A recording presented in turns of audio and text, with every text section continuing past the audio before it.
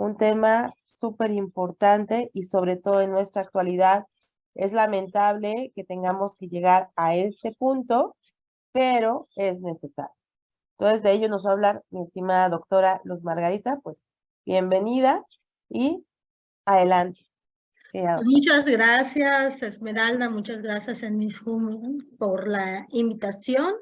Y pues bueno, vamos a hablar precisamente del análisis del contexto y el uso de las tecnologías para la investigación criminológica de búsqueda e identificación forense de personas desaparecidas, que este es un tema que relativamente podríamos decir que no es nuevo. Ya lleva algunos años, el personal se ha estado especializando, las tecnologías también han ido avanzando. Bien, ahorita la doctora Clara nos hizo una muy buena exposición en cuanto a la investigación penal, qué tipo de tecnologías, qué tipo de periciales se han estado utilizando. Pero en el caso específico de búsqueda de personas desaparecidas, hemos ido, o sea, ha ido un poquito más allá de lo que solamente se ha integrado al concepto de la investigación penal. Incluso se ha especializado mucho porque hay algunas tecnologías que nos platicaba la doctora Clara, como en el caso de IBIS, como en el caso de AFIS, como en el caso de la tecnología del ADN, que en el caso de búsqueda de personas, bien, ella también lo mencionaba, se han estado usando. Pero para la búsqueda en específico de personas desaparecidas, hay muchas más tecnologías que muchas de las veces las personas no los conocen, porque pues no es un tema que digamos mucha gente se haya especializado. Incluso a nivel nacional todavía digamos que es un nicho de oportunidad, así lo veo, para que las personas se vayan especializando. Incluso a nivel nacional aquí en México somos pocas personas las que nos hemos certificado a nivel nacional e internacional. En su momento, cuando me tocó estar a cargo de la Comisión de Búsqueda de Personas en mi estado, en Quintana Roo, pudimos bajar catedráticos y bajar diplomados, cursos y talleres a nivel nacional e internacional de especialistas en criminología, en criminalística de campo, en búsqueda subacuática, e incluso contactar a algunas empresas, tanto nacionales como internacionales, que se ocupan de estas tecnologías. Vamos a empezar pues entonces hablando de que el tema específico de la desaparición de personas en el mundo, no solamente en México, sino en el mundo, pues es un tema de violación grave a los derechos humanos. Sabemos que a nivel internacional existen legislaciones organismos internacionales como la Corte Penal Internacional de La Haya en Holanda, que precisamente se encarga concretamente de verificar cuáles son esos delitos de lesa humanidad y bajo los cuales se hayan perpetrado violaciones graves a los derechos humanos. Pero vamos aquí el tema yo lo titulé el análisis del contexto. ¿Cuándo se hace un análisis del contexto de un tema tan delicado y tan sensible como es la desaparición de personas? Bueno, el análisis de contexto, aquí en la lámina que les estoy presentando, nos habla de que es relevante para este tipo de violaciones graves a los derechos humanos. Hay una serie de elementos, no todos los delitos se consideran como violaciones graves a los derechos humanos, tienen que tener un umbral de gravedad o un umbral de lo que hoy se maneja como de riesgo y que obligan a todos los países, y hablo de manera general porque esto es mundial, a dar un tratamiento especial a este tipo de delitos, ¿no? ¿Qué elementos podemos ver que constituyen violaciones graves a los derechos humanos? Cuando hay una gran magnitud o masividad, o sea, son muchas las personas a las cuales se les ha violentado esos derechos. Cuando nos habla de la periodicidad, esto es que se han cometido en un determinado tiempo y espacio. Cuando hay una planeación en llevar a cabo estas violaciones a los derechos humanos, porque hay grupos de personas, o porque hay grupos delincuenciales, o porque pudiera ser, en el caso de desapariciones forzadas en específico, existen autoridades que ven la desaparición de personas a lo mejor como una resolución a los conflictos que no pueden resolver de manera científica. También por la naturaleza del derecho, de los derechos que son violentados, por el nivel de vulnerabilidad de las víctimas, y aquí hacemos especial énfasis en el caso de grupos que la propia Ley General en materia de desaparición forzada, desaparición cometida por particulares y del Sistema Nacional de Búsqueda de Personas, especifica, como es el caso de nosotras las mujeres, en el caso de niñas, niños, adolescentes, en el caso de los periodistas, en el caso de las personas que son también defensores de los derechos humanos. También una parte importante para hablar de un delito de grave violación a derechos humanos, estamos hablando del impacto de la violación en el caso de las víctimas. El hecho de que estamos abordando, que en este tema, que es la desaparición de personas, pues el impacto es mucho, ¿no?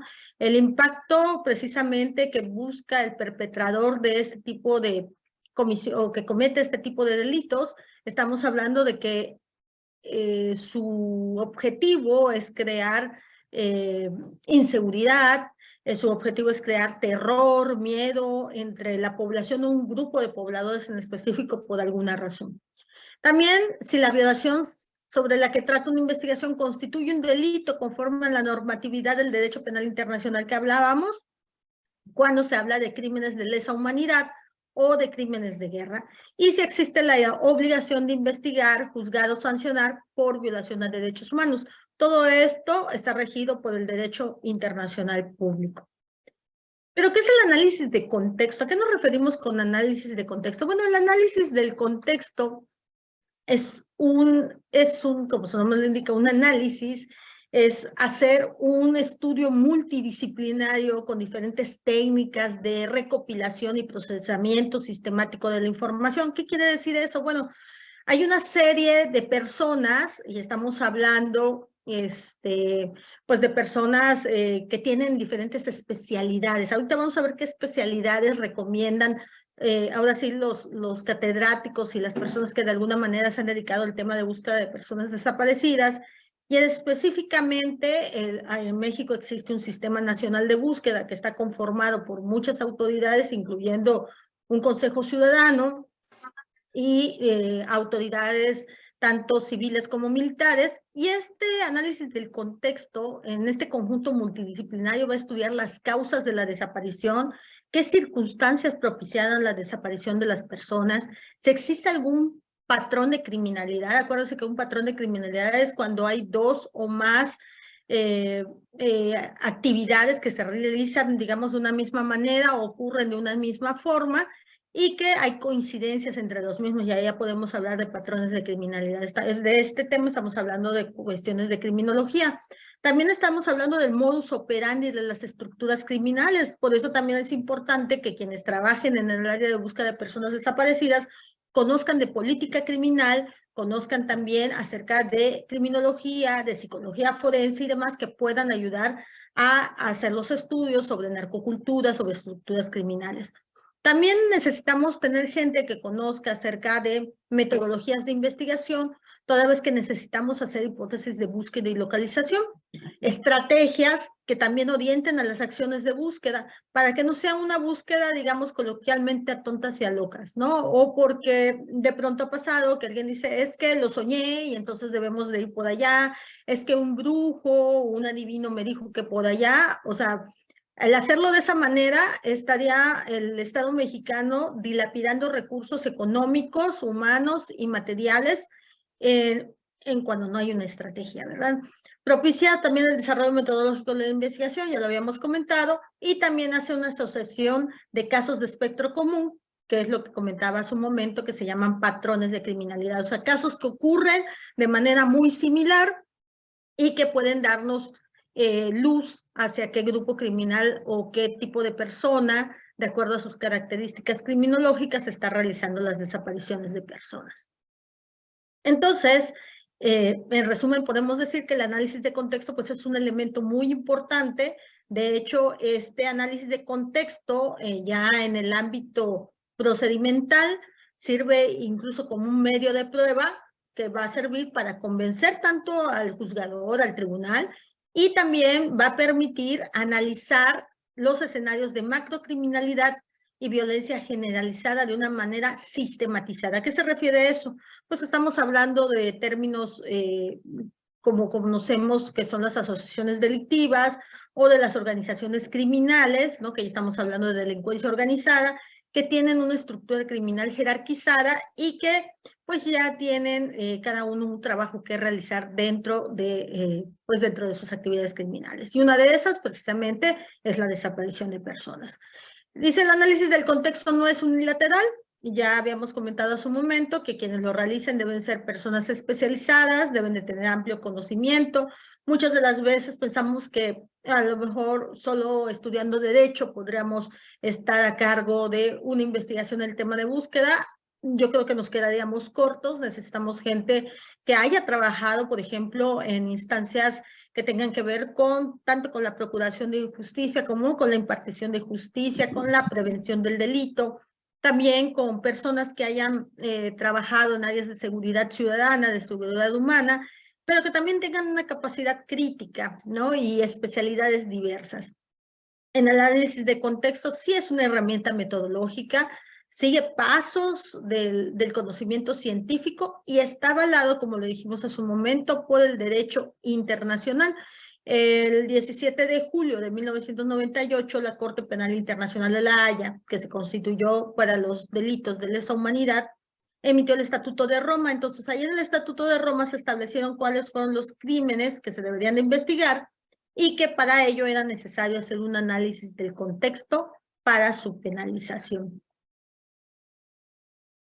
El análisis del contexto en nuestro país, en México, ha sido utilizado en dos vertientes. Uno, en la búsqueda de personas desaparecidas y no localizadas, como es el caso de las comisiones de búsqueda y las fiscalías especializadas en materia de desaparición de personas, y otro en la investigación penal que solamente le compete a las fiscalías. Esto es importante recalcarlo porque muchas personas confunden entre lo que es una comisión de búsqueda y una fiscalía especializada, incluso que en el Estado de pronto llegan a confundir, oye, ¿y usted por qué no investiga? Porque no tengo facultades, eso tiene la fiscalía especializada en materia de desaparición y pues yo no soy la fiscal, ¿verdad? Pero sí tienes facultades de búsqueda de personas. Y en el caso de la investigación penal que le compete específicamente a las fiscalías especializadas donde hayan, hay algunas fiscalías que todavía están en constitución de sus fiscalías especializadas y por mandato de ley, de la ley general que mencioné hace un momento, deben de existir fiscalías especializadas en materia de desaparición de personas en todo nuestro país. Pero pues eso también depende de los recursos económicos, materiales y humanos de cada una de ellas. ¿Para qué nos va a servir entonces este tema del análisis del contexto? Bueno, el análisis del contexto orientado a la búsqueda parte de un modelo que se llama Jurídicos, que pues se implementó desde el año 2017. Como bien yo les decía, el tema de la desaparición de personas no es nuevo. Se habla, pues por lo menos los registros, digamos, formales, institucionales que se tienen en México, datan de los años 50, 60, 70, lo que se conoce con el término de guerra sucia, cuando militares y pues gobernantes de ese entonces que no les gustaba que los critiquen, pues de alguna manera desaparecieron a personas, ¿no?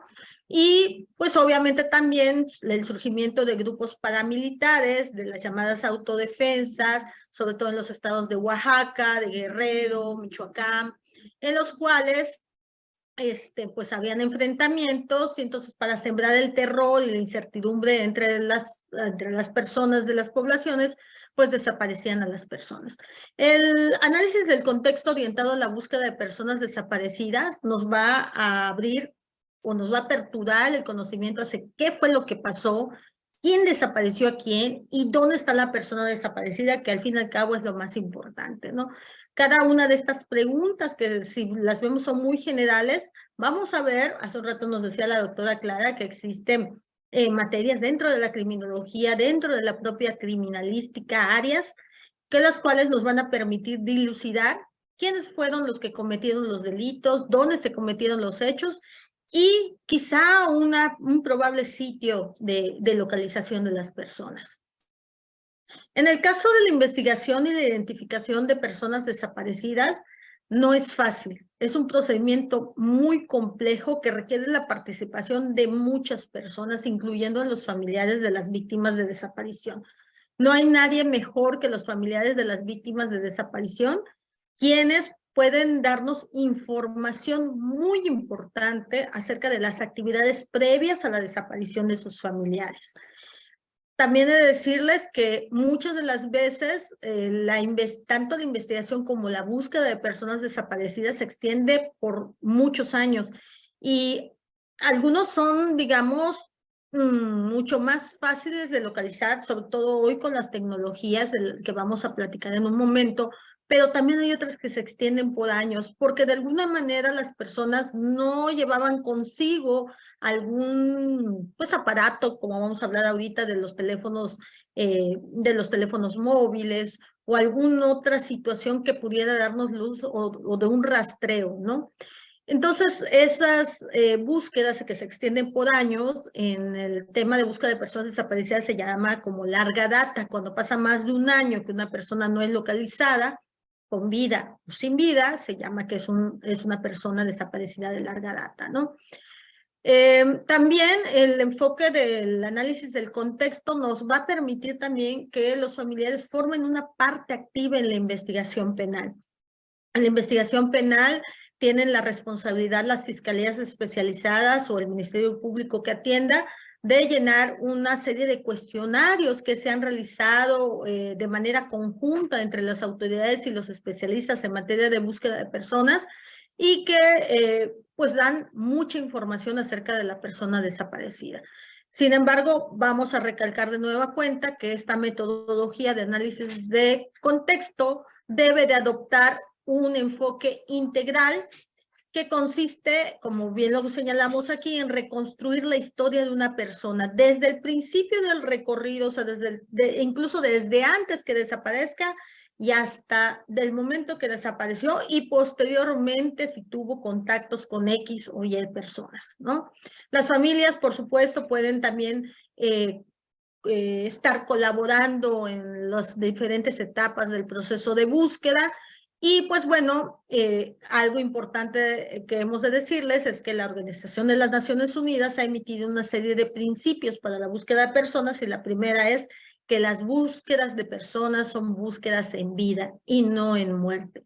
Hemos tenido de pronto algunas voces críticas de oigan, pues vayan a buscar a la persona, a la selva, al bosque, pues sí, o sea, si hay elementos, la misma ley lo señala, si hay elementos para buscar ahí, se van a realizar. Se hacen polígonos de búsqueda determinado de las hipótesis de búsqueda de localización, por supuesto que se va a hacer.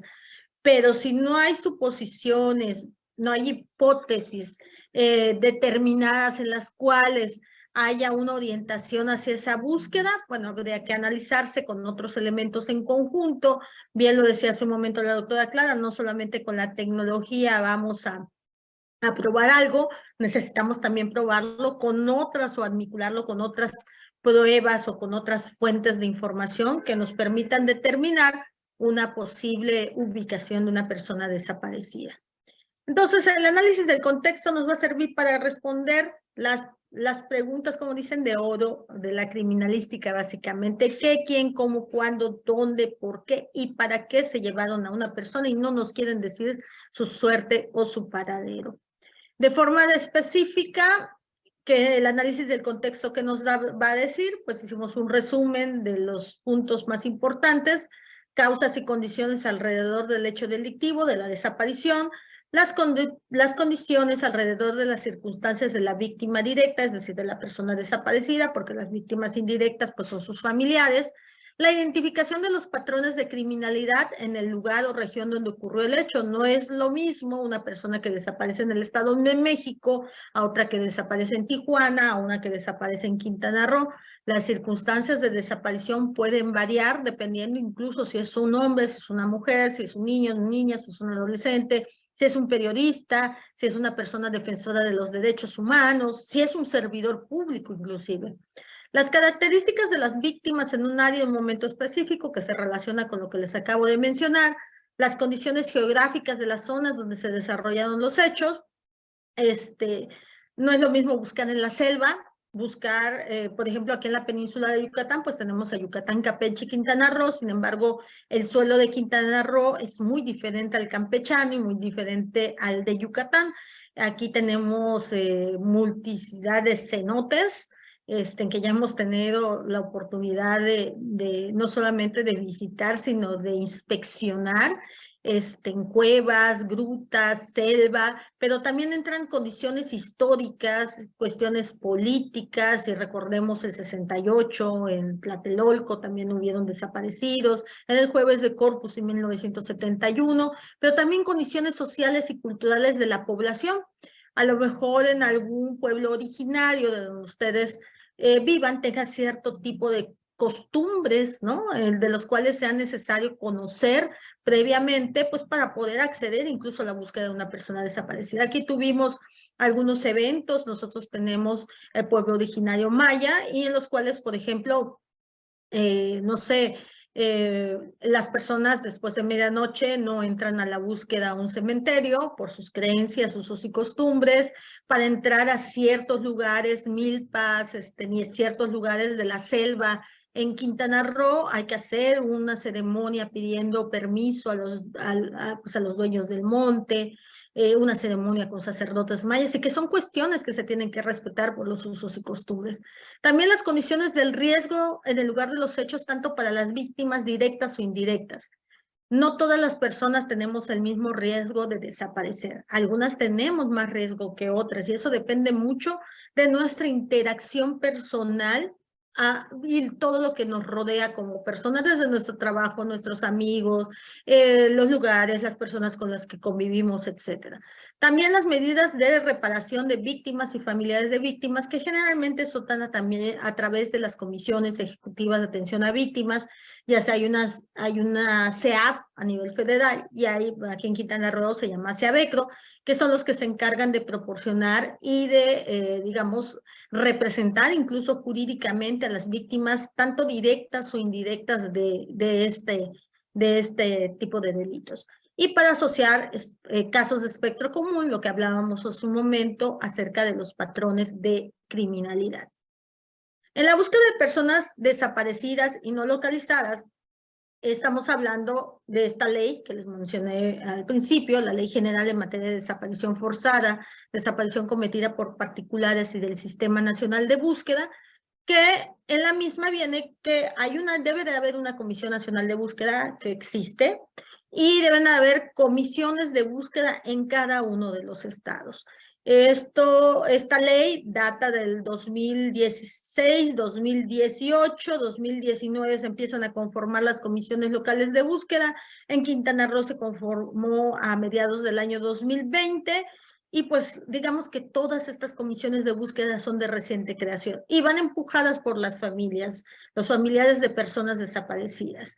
Y esto, quizá el detonante más importante que podemos visualizar es el caso de los chicos desaparecidos de la Normal de Ayotzinapa en Guerrero, y que debido a las manifestaciones y el apoyo que en su momento el gobierno en turno ha dado a este tema en específico, pues se ha mandatado que las comisiones de búsqueda, tanto en las estatales como en la Comisión de Búsqueda Nacional, existan áreas determinadas como es el área de búsqueda, como es el área de análisis del contexto, y que esta creación de estas áreas de análisis de contexto coadyuven para crear hipótesis de búsqueda y localización de personas desaparecidas, ¿no? Entonces, el tema de personas desaparecidas no se puede aislar de otros temas, de otro tipo de delitos, porque hay delitos que vienen concatenados a la desaparición de personas. O sea, si una persona desaparece, pues pudiera ser por alguna situación muy personal, desde que sufra a lo mejor violencia en su domicilio, a lo mejor que ya tenga alguna situación por la que yo no quiero estar ahí, la que sea, no interesa cuál sea la causa, o a lo mejor porque alguien se lo haya llevado, o alguien se lo haya llevado, a lo mejor porque sea, pues no sé, sea una piedra en el camino de alguien, o así alguien lo considera, eso puede ser también. Entonces, todas estas condiciones, causas, el escenario social que rodea la desaparición de una víctima directa, incluso la criminalidad que impera en la región, para el análisis del contexto es muy importante para las comisiones de búsqueda en específico y para las fiscalías especializadas conocer cuáles son las características de los grupos criminales que operan. O sea, quiénes son, qué hacen, o sea, ellos desaparecen personas o se dedican a otro tipo de cosas, a lo mejor a la extorsión, a lo mejor a la trata. O sea, si hay alguna forma de que las operaciones delictivas que hagan grupos criminales en el lugar donde haya desaparecido la persona, pudiera estar vinculados a la desaparición de la misma, ¿no? Características de la desaparición, las condiciones que rodean a la víctima y que de alguna manera esto nos sirve para crear posibles hipótesis de búsqueda y localización de las mismas. ¿Qué áreas del conocimiento auxilian al tema del análisis de contexto para la búsqueda de una persona desaparecida? Sí, derecho, pero no solitos, ¿eh? Los abogados, o por lo menos los licenciados en derecho, que estudiaron solo derecho, digo, yo soy licenciada en derecho, pero no solamente he estudiado derecho, pues tenemos que empaparnos de otros conocimientos o contratar a gente que tenga la expertise en psicología, en sociología, en criminología, perfilación criminal, criminalística, victimología, con perfilación victimal, obviamente, seguridad ciudadana, inteligencia, contrainteligencia, informática, antropología social, antropología forense, antropología física, geografía. O sea, la lista, se les pongo acá abajito, es enunciativa más no limitativa. O sea, son todos estos más los que se integren, ¿no? Entonces, lo recomendable es que en el equipo de análisis de contexto esté conformado ¿con qué perfiles? Pues con los perfiles que ya les dije, ¿no? En ciencias sociales, psicología, sociología, antropología, derecho, estadísticas, porque las comisiones de búsqueda, tanto la nacional como las estatales, tienen la obligación de llevar las estadísticas de las personas desaparecidas. ¿Para qué? Porque también tienen facultades de señalar si en algún municipio o en algún estado de la República han repuntado las desapariciones de acuerdo al análisis de contexto, y sus estadísticas y sus recomendaciones puedan surtir efecto en otras autoridades que coadyuven en la búsqueda de personas desaparecidas, como pudieran ser áreas de seguridad ciudadana, criminología, ciencias forenses, criminalística, análisis políticos y de políticas públicas, análisis de riesgos, de seguridad, y esto generalmente lo hace gente que ha trabajado, por ejemplo, en áreas de inteligencia militar, y que pueden coadyuvar mucho al éxito de la búsqueda de personas desaparecidas. Análisis de política criminal, seguridad ciudadana, y como les comenté hace un momento, es enunciativa más no limitativa. Una vez que ya hemos dicho que el análisis del contexto, ¿para qué nos va a servir? Ahora, ¿qué tecnologías se utilizan para la búsqueda de personas desaparecidas? ¿Será que nada más las cámaras de seguridad de una casa o las cámaras de seguridad en la calle nos van a servir? Pues fíjense que en parte, pero no es todo.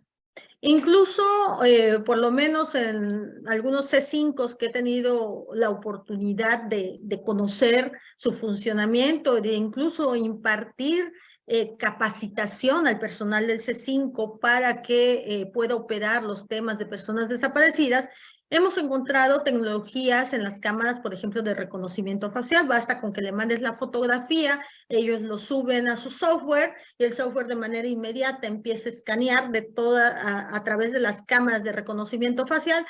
Y créanme que han habido muchos casos de éxito de localización de personas desaparecidas a través de esas cámaras, ¿no?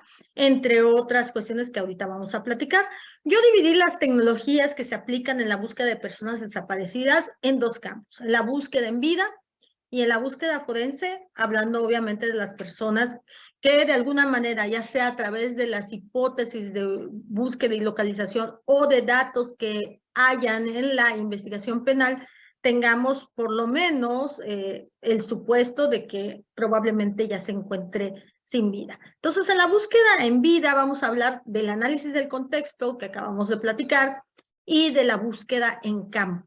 Y cuando hablo de la búsqueda en campo, no estoy diciendo que nos vayamos al campo a ver las vaquitas, ni que nos vayamos solamente a la selva, o que nos vayamos solamente al bosque o al desierto.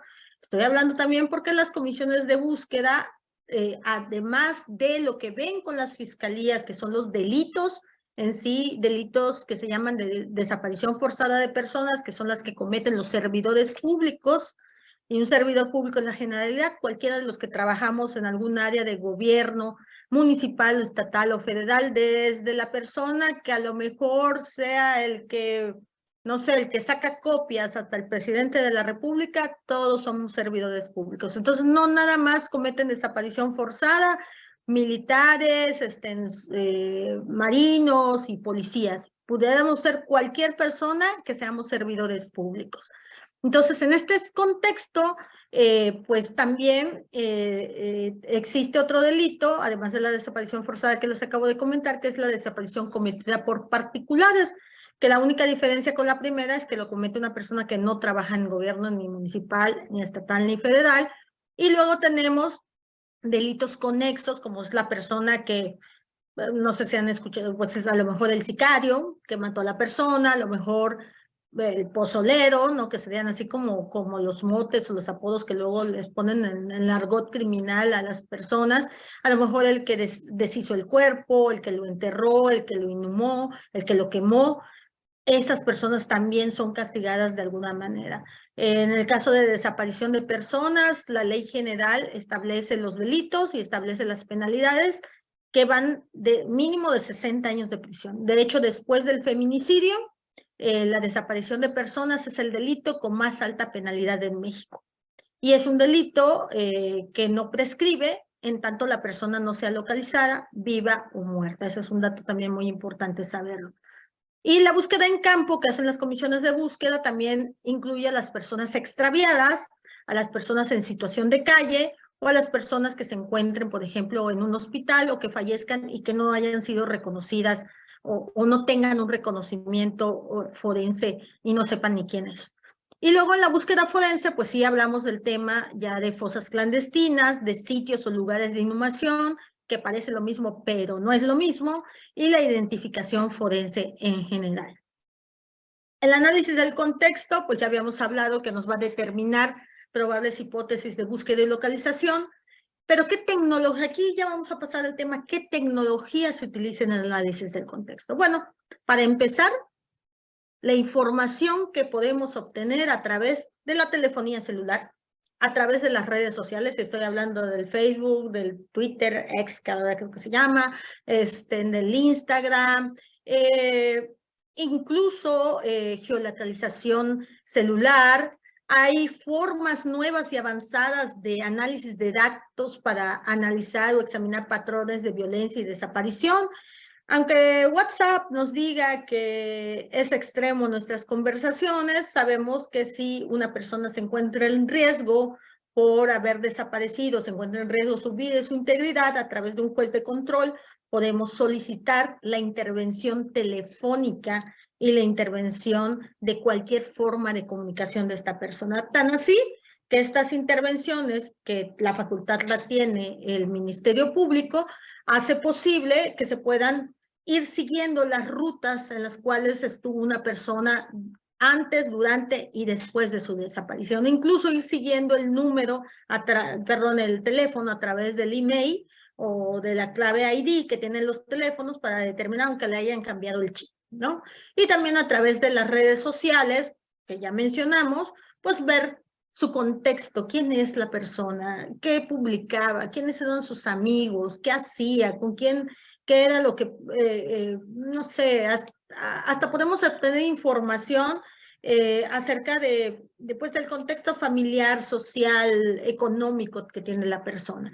También existe la visualización digital de datos como herramienta para investigaciones criminales más complejas. También se puede solicitar a través de la Bolsa Mexicana y de Valores la intervención de cuentas bancarias, solicitar al Instituto Nacional Electoral, donde ha hecho uso la persona de su INE. También se puede solicitar a migración y tienen la obligación de hacerlo, viene en la ley, decirnos si esta persona entró legalmente al país, en qué vuelo, en qué horario, quién la acompañaba, cuántos vuelos tuvo a tal o cual ciudad, de tal o cual país.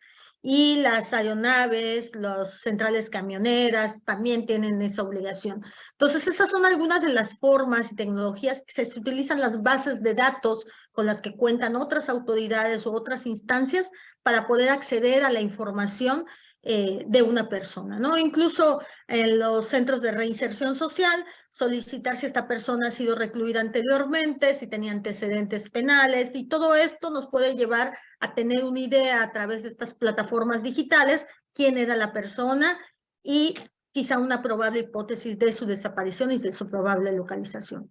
También estos programas de visualización de datos que acabamos de comentar ayudan a ir uniendo fechas, lugares de desaparición, incluso también poder hacer mapeos. En su momento realizamos mapeos, por ejemplo, de cámaras de seguridad, por lo menos en mi estado. Sabemos a dónde están, a dónde enfocan, qué tipo de cámaras son, cuál es su pixelaje,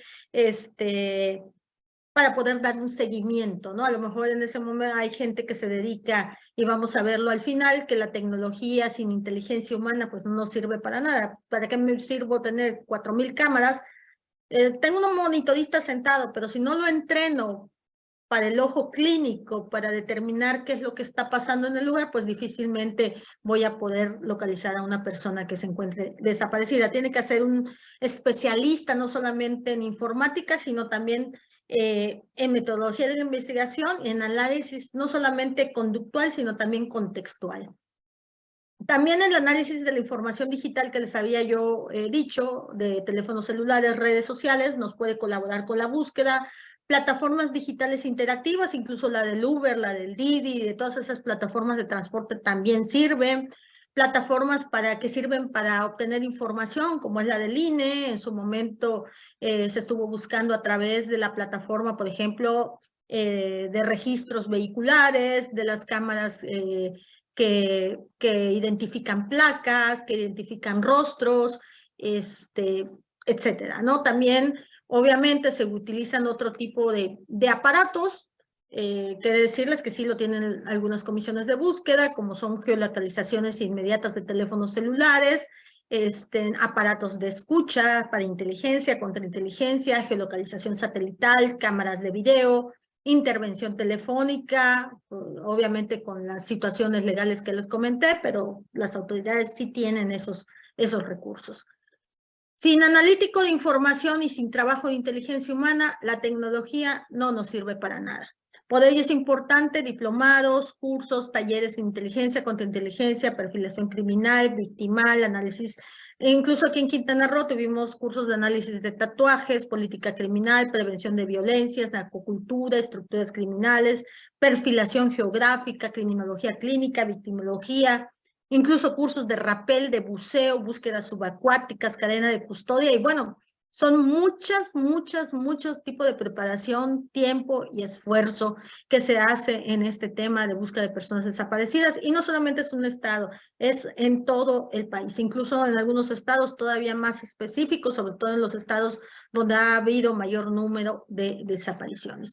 Las comisiones, tanto la nacional como las locales de búsqueda, las estatales, pueden consultar registros que contengan información que puedan ayudar a la localización y identificación de personas, como les comenté hace un momento, a lo mejor los registros del Repube, del INE, de bancario, de cárceles, bueno, hasta del SAT, ¿no? Y estas autoridades tienen la obligación de hacer llegar información. Esta información que se solicita se llama rastreo remoto, viene también en la ley general, y el rastreo remoto, en el caso de una persona que haya desaparecido, por ejemplo, aquí en Quintana Roo, pues le corresponde a la Comisión Local de Búsqueda hacerlo. Ahí les estoy obsequiando un código QR, ustedes pueden accesar y van a ver un pequeño video de la Comisión Nacional de Búsqueda, donde viene también qué otros datos y qué otros registros de datos existen a nivel nacional y que también tienen responsabilidad del Estado mexicano de crear para la búsqueda de personas desaparecidas. Luego pasamos a la búsqueda en campo. Hay unas fotografías que les estoy compartiendo, son fotografías reales, de hecho ya aparecemos. A lo mejor algunos no nos vemos la cara por cuestiones de seguridad, pero estamos hablando que la búsqueda en campo, aquí es más bien en selva, mar, pues es lo que tenemos aquí en Quintana Roo, cenotes, en cavernas, grutas. Se usan tecnologías de percepción remota, ¿no? Se incluyen imágenes satelitales a través de drones, georradares, resistividad, multiespectrometría, espectrometría, tecnologías donde la información se colecta a distancia y que ha sido usada en otros contextos, como es el caso de los radares, los drones que nos hablaba la doctora. Aquí se tienen drones térmicos, drones aéreos, drones acuáticos, drones submarinos. Y también, alguien tiene abiertos, ay, gracias, también que se han usado en otros temas como la agronomía, la investigación del espacio, la arqueología, y hoy más que nunca se están usando en el área forense. Estas tecnologías también han servido para detectar fosas clandestinas con base en las alteraciones de la superficie, del subsuelo, geolocalización satelital, análisis de huellas y rastros en el campo, como les decía, buceo, espeleología, que es la búsqueda en cavernas, grutas y cenotes, y regionalizar la búsqueda de acuerdo a la orografía y morfología de las zonas. No es lo mismo, como les decía, buscar en el Estado de México, en la Ciudad de México, que en Quintana Roo, ni en Yucatán, ni en Campeche, ni en Tijuana, ni en Sonora. Son lugares muy diferentes. Entonces, las necesidades, incluso hasta de los vehículos que se utilizan, son diferentes. Incluso hasta la ropa que porta el personal de búsqueda es diferente. Aquí estamos en un promedio de 35 grados centígrados y podemos llegar hasta 40 y tantos. Imagínense tener una ropa tan abrigadora como en el norte del país, pues se mueren las personas, ¿no? O sea, por lo menos del calor. Y también el uso de perros de rescate y búsqueda, perros policías entrenados para la búsqueda tanto de personas vivas como de cadáveres. La búsqueda forense, como les mencioné, ya se refiere cuando ya hay alguna hipótesis en la cual ya se determina un probable deceso de la persona.